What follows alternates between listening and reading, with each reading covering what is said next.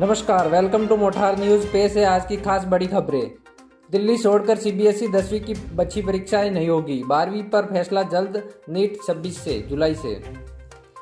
उत्तर पूर्वी दिल्ली के छात्रों को छोड़कर देश के बाकी हिस्सों में सीबीएसई की परीक्षा 10वीं की बची परीक्षाएं नहीं होगी, जबकि 12वीं की बची परीक्षाओं पर जल्द ही फैसला लिया जाएगा।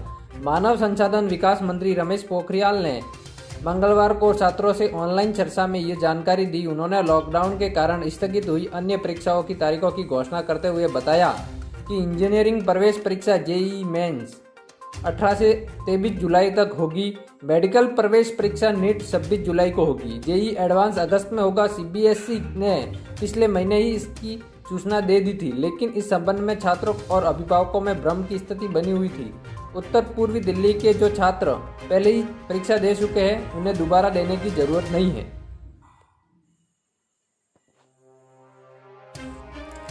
लॉकडाउन में फंसे श्रमिकों के अलावा अन्य प्रवासी सभी धैर्य रखें, सीएम गहलोत। राजस्थान आने के लिए देश भर से करीब 17 लाख प्रवासियों और श्रमिकों ने अपना पंजीकरण करा लिया है। प्रदेश सरकार इन्हें लाना भी चाहती है, लेकिन केंद्रीय गृह मंत्रालय द्वारा जारी गाइडलाइन बाधा बन गई है। ऐसे में राज्य सरकार को मजबूरी में केंद्रीय गृह मंत्रालय की नई गाइडलाइन जारी करनी पड़ी। मंगलवार को सीएमआर में सीएम अशोक गहलोत की अध्यक्षता में हुई उच्च स्तरीय बैठक में नई गाइडलाइन को लेकर फैसला किया गया। गहलोत ने कहा केंद्रीय गृह मंत्रालय ने अपनी गाइडलाइन में सिर्फ उन्हीं श्रमिकों और अन्य लोगों की अंतर्राज्यीय आवागमन के लिए अनुमति दे दी है जो लॉकडाउन के कारण दूसरे राज्यों में फंस गए हैं। जो लोग कार्यस्थल पर आराम से रह रहे हैं और सिर्फ घर जाने की इच्छा रखते हैं, उन्हें घर जाने की इजाजत नहीं है। 12 देशों में फंसे 14,800 भारतीयों को लेने जाएंगे हमारे विमान। कोरोना के कारण विदेश में फंसे भारतीयों की वतन वापसी के लिए सरकार ने तैयारी शुरू कर दी है। मोदी सरकार विदेशों में फंसे 14,800 भारतीय नागरिकों को स्वदेश लाने के लिए 7 से 13 मई तक 64 उड़ानें संचालित करेगी। संयुक्त अरब अमीरात, Britain, America, Qatar, Saudi Arab, Singapore, Malaysia, Philippines, Bangladesh, Bahrain, Kuwait और ओमान सहित 12 देशों से भारतीयों को एयरलिफ्ट करेगी। गृह मंत्रालय ने ऐलान किया है कि वह फंसे भारतीयों को वापस लाएगा। वतन वापसी के लिए कोरोना टेस्ट जरूरी होगा। सरकार 7 मई से चरणबद्ध तरीके से वतन लाएगी, जिसका भुगतान यात्रियों को ही करना होगा।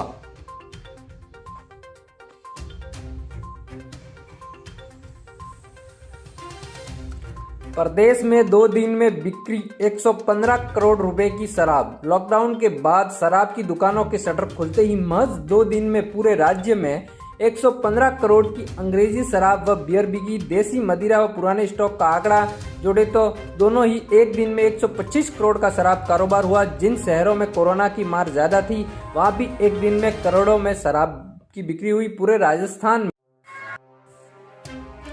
पाली जिले में 8 और कोरोना मरीज मिले, अब 36 हुए। इनमें से 2 मरीज ठीक हो चुके। मंगलवार को पॉजिटिव आए मरीज 3 नाडी मौला व 3 जूना हवाला व 2 मरीज शिवाजी नगर के।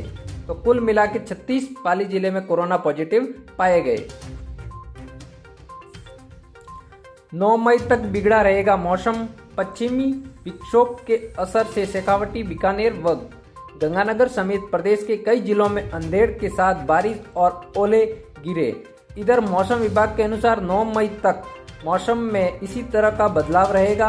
मौसम विभाग के अनुसार सीकर, झुंझुनू, अजमेर, भरतपुर, अलवर, चित्तौड़, उदयपुर, बाड़मेर, बीकानेर, चूरू, हनुमानगढ़ और जैसलमेर, जालौर, जोधपुर, नागौर, पाली, श्री गंगानगर में मौसम का मिजाज बदला रहेगा।